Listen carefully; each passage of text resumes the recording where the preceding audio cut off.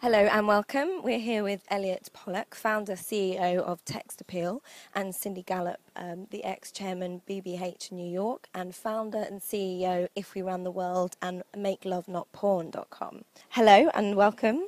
Hello, so you both held a seminar here on Sunday called Culture Shocks, Porn, Youth and Brands. Could you tell me a little bit about the seminar and what you were talking about? Yeah, Textappeal is specialized in helping global brands cross the borders of culture and language around the world, and Cannes Lions has invited us over the past years to do a seminar on cross-cultural topic.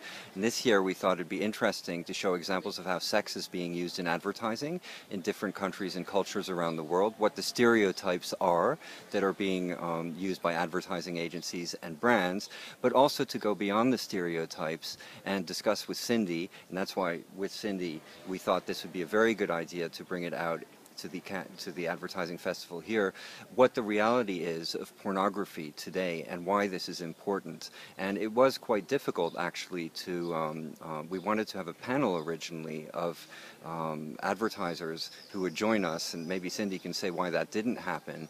But we're very glad that we've been able to do for the very first time a seminar at an advertising festival on the topic of porn.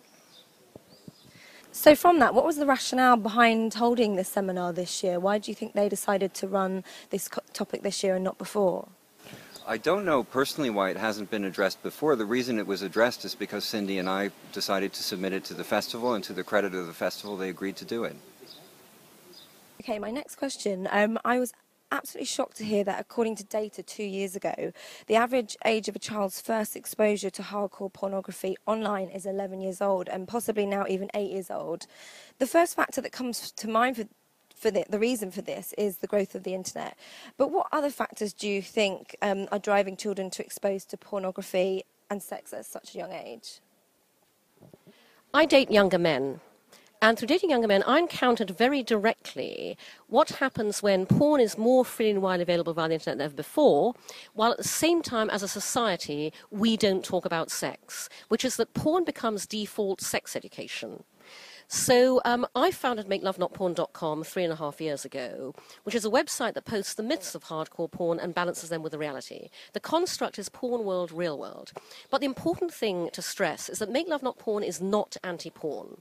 I'm pro-porn, I watch it myself. The issue I'm tackling is not porn. The issue I'm tackling is the complete lack in our society of an open, healthy dialogue around sex and porn, which would then allow people to bring a real-world mindset when they view artificial entertainment. My entire message with Make Love Not Porn boils down to talk about it.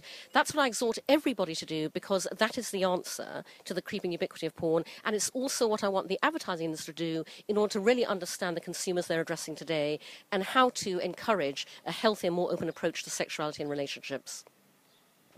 So do you think it's a good thing or not that more brand messages are becoming more sexualized? It's really important to stress this is not about sex in advertising. The examples Elliot showed on Sunday of ads that use sex are absolutely driven by the pornification of culture and the manifestation of what we don't talk about in all sorts of ways within entertainment, TV, and ads. Actually, what I'm really exhorting the industry to do is to understand people better and to understand the impact of this on our consumers, because currently planners never sit down and discuss their target audiences as, we talk to 8 and 24-year-old males and this is what they do, and by the way, they're watching between 2 to 6 hours of porn day and night, and this is the impact it has on their relationships and how they think about women. Nobody ever does that. And until we do, we won't be treating sex in the same way that we do any other form of consumer behavior, which is a perfectly natural, healthy thing that everybody does, and acknowledge that in the way that we craft communications that reflect a healthier perspective on it. So what action would you like the people who came to your seminar to take after listening to what you had to say at your seminar? In that sense.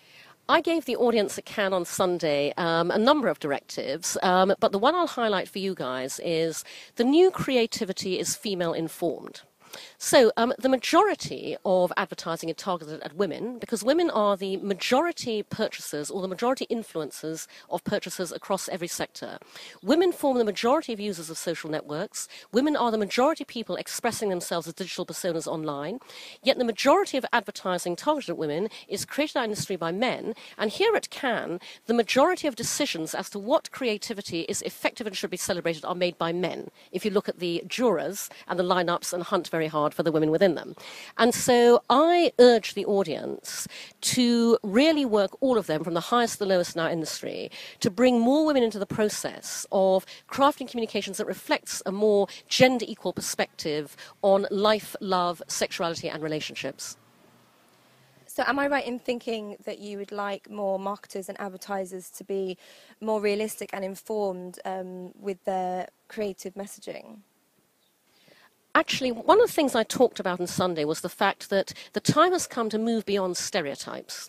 Stereotypes have been the bread and butter of our industry for far too long, and they have outlived their usefulness. The new creativity is about real, and about actually making people feel a relevance and an empathy that is often missing in advertising that defaults to stereotypical depictions, like a lot of the ads that Elliot showed that are using sex in advertising.